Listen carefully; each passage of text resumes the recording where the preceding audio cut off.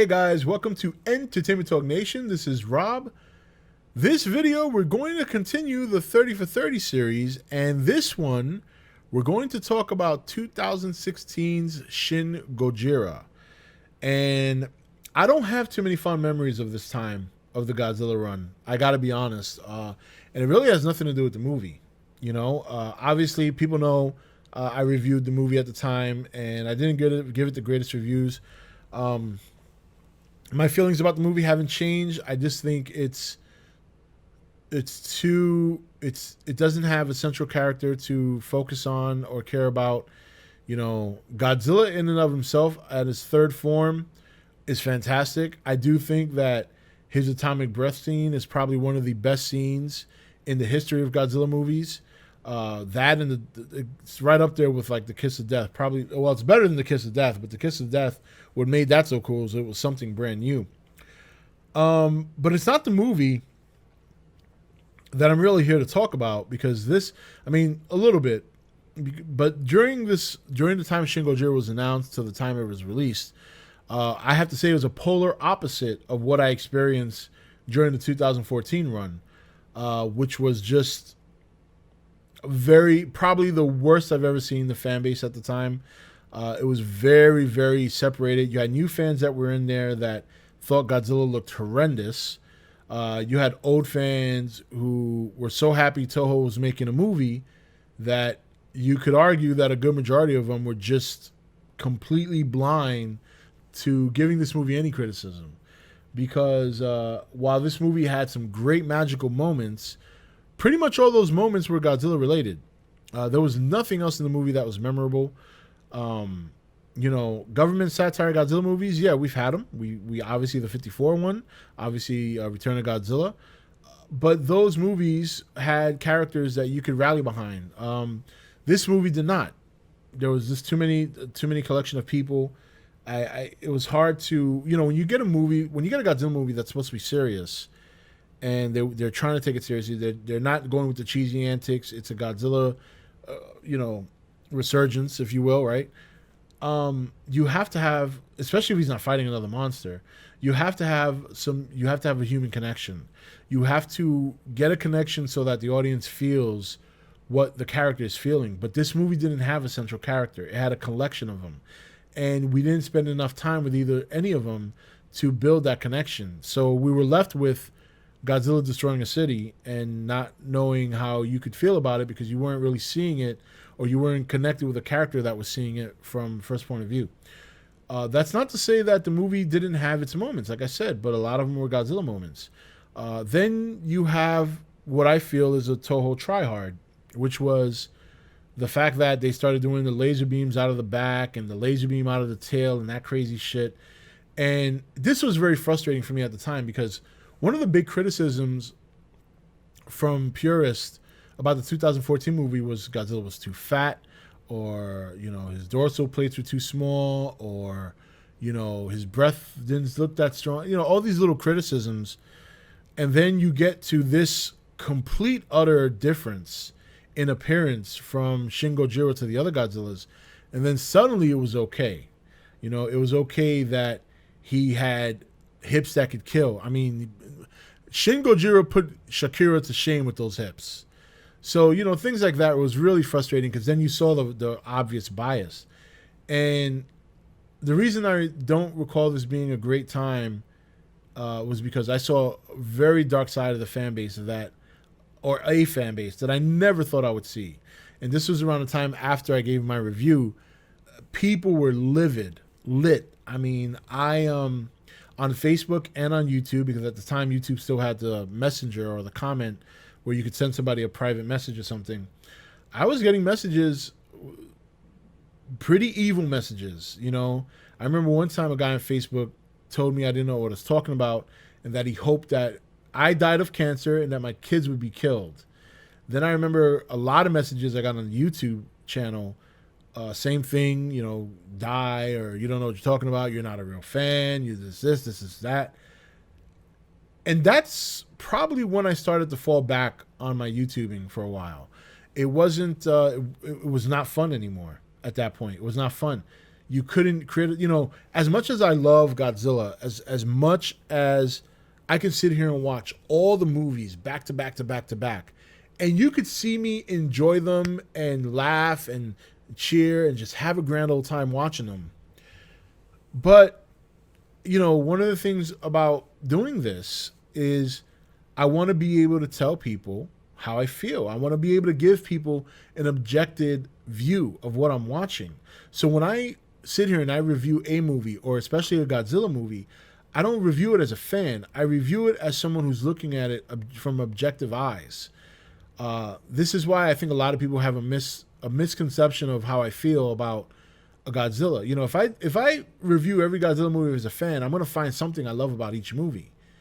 But if I'm going to give a review about a Godzilla movie and there's even a chance of one person that's not a fan watching it, I'd rather them watch the ones that I give great reviews to, because those are the ones I feel are really good, as opposed to watching a movie like Godzilla versus a Sea Monster. Let's face it, if you know somebody who's interested in Godzilla, you're not going to introduce them with their first movie as Revenge of Godzilla or Godzilla Raids Again. Those are not two movies. There's a certain list of movies in the Godzilla franchise you are not going to use as an introduction to a potential fan. You're going to use movies like Godzilla 54, Godzilla vs. Mechagodzilla, Godzilla vs. Destroyer, Godzilla Returns, GMK. Those Godzilla 2014. Those are the movies you're going to probably use to bring in a new fan. So that's why I review the movies the way I do. I review them honestly and objectively. And a lot of Toho, and I tell them Toho people, I hate to say that. I know there's probably some out there watching me now that just want to stab me in the eye, and that's fine, but I'm just calling it like it is. There is a group of fans out there that are Toho purists, and that it doesn't matter how good American does the movie, or how bad Toho does the movie, they're gonna side with Toho blindly. Except maybe now.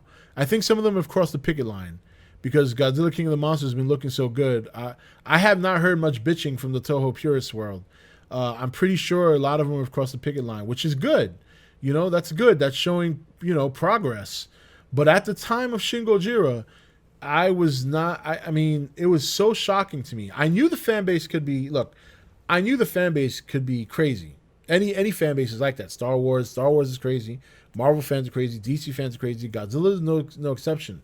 But for someone like me, who doesn't have a huge audience, I'm at 19K now. Maybe I was at 16 at the time, 17. You would think I had 1 million subscribers, because I got so much hate. I got so much hate for that review that I said to myself, this shit ain't worth it. What do I need this for? People to be coming at me because I'm giving my opinion. And it's still there. I mean, even as recent as last year, before I went on my other, absence to work on my book, I had one fan who would message me every day on Facebook talking about either one day he's praising me because of something, but if I had criticized Godzilla, he came back at me with these long fucking paragraphs of you don't know what the fuck you're talking about, blah, blah, blah, blah, blah. And then he'd come up with all these theories of why War of the Gargantuans would work in the monster. I mean, it's like, really? So, Shin Gojira, while not the worst Godzilla movie by far, I don't think it deserves the praise it gets, but that's my opinion. I think you have a government satire that's too serious, that has no character focus, and has one of the best atomic breath scenes ever, but also has very gimmicky things that just, in my opinion, for the sake of being different. It was almost like they saw Godzilla 2014 and they said, okay, how can we one-up that? But it doesn't matter if you have lasers shooting out of his tail or his back or anything. In my opinion, it's hard to one-up something if you don't have a decent character development and the story is just too serious. Like, I know there's some people who love it. I love this government satire, blah, blah, blah. It was just too fucking boring. It was too boring. Even now, I've tried to watch it recently, a couple of months back, and I just can't get past all the in-betweens. Like, I'm like this when I watch it. And it's sad because there are some great scenes in that movie. Great scenes. Even though I don't like the laser light show coming out of his back, That day scene where he's fighting off the planes and all that before they try and freeze him, that was great. I mean, all the Godzilla scenes were fine, with the exception of his first two forms. When his third form hit, everything from that point forward, Godzilla-wise, was great. You know, I don't like the laser light show in the back. I don't think we'll ever see that again. But the atomic breath scene was fucking epic. I mean, that's one of the best atomic breath scenes I've ever seen in all the Godzilla movies. It was just an incredible scene. And to me, it was more realistic of what it probably should be like. So, you know, Shin Gojira was an okay movie, you know, but I think I have very, very bad taste in my mouth from that time during that movie. The excitement level was not like it was in 2014. It was a very split group because now you had a lot of new Godzilla fans 2 years in that thought he looked grotesque. Then you had a lot of in-between fans that I know of that liked it or didn't like it. Then you had the Toho purists that thought it was the best thing since sliced bread. It was just a big fucking mess. And it's not a memory that I'm very fond of because of what I experienced personally as getting attacked for my opinion. And that's pretty much when I dropped off the face of the earth in terms of my YouTube channel for quite a while. I mean, I was pretty inconsistent after 2015, and then I came back for the Shin Gojira thing, and then that chased me off again. I was like, no way. And I know a lot of people are going to say, oh, well, you shouldn't, you know, just ignore people. But, you know, I enjoy talking to you guys and, you know, interacting and having a good time. And I thought to myself at the time, if this is what the fan base is going to be like, I don't want anything to do with it. And I was more than happy to kind of fall back and just become a reclusive fan again. You know, I don't want to say reclusive. It was unintentionally reclusive during that time. We didn't have the internet when I was at, you know, back in the 80s and stuff like that. So, but luckily it died down. People just kind of forgot about Shin Gojira after a couple of months. You know, once everybody got it out their system, everything seemed to return to normal. And obviously those people that did say those things, they were all been blocked. And now I'm here again, you know. Would have been good. I would have been almost 2 years straight if I hadn't stopped last year for my book, but I had to stop for my book. So, but anyway, guys, what was your experience like during the Shin Gojira run? As I said, this video is more about the experience than it was about the movie, but I know a lot of you guys are big fans of the movie, which is fantastic. I'm so happy you enjoyed it. And it is a great installment into the series. I mean, I can say what I want about the movie, but there's no denying the fact that it was a huge success. And hopefully we get some more stuff from Toho. You know, even if it's not the way Shin Gojira is, at least if they can put the heart to take it seriously like they did that movie, maybe we'll get a couple of Toho gems to come into 2020. So anyway, guys, that's it for this video. This is Rob signing off for E.T.N, where we don't do news, we just talk entertainment. Take it easy. Thank you for watching E.T.N. Click here to watch more content. Don't forget to leave a comment. Also, make sure you like and share this video. If you want to know when the next video is up, click the notification bell next to the subscribe button. And most of all, make sure to click that subscribe button for regular content.